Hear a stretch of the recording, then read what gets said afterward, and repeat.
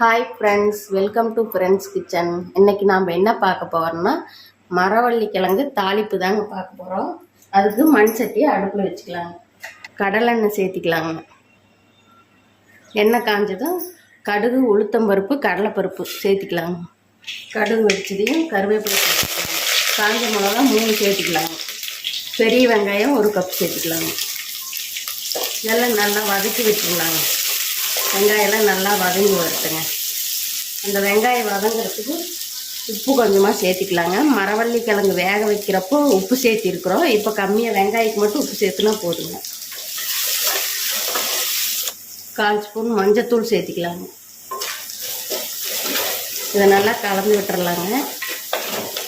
பாருங்கள், வெங்காயம்லாம் நல்லா வதங்கி வந்துருச்சு. இப்போ மரவள்ளி கிழங்கு வேக வச்சு பாருங்கள், எல்லாம் உதுத்து வச்சுருக்கிறேன். அதை சேர்த்திக்கலாங்க.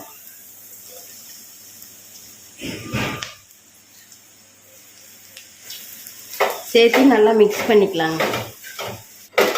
பாருங்க, இந்த அளவுக்கு நல்லா கலந்து விட்டுடலாங்க. இந்த மரவள்ளி கிழங்கு சாயந்தரம் ஈவினிங் ஒரு 5 மணிக்கு ஸ்நாக்ஸாக சாப்பிட்டா சூப்பராக இருக்குங்க. இந்த வீடியோ உங்களுக்கு பிடிச்சிருந்தா லைக் பண்ணுங்கள், ஷேர் பண்ணுங்கள், சப்ஸ்கிரைப் பண்ணுங்கள்.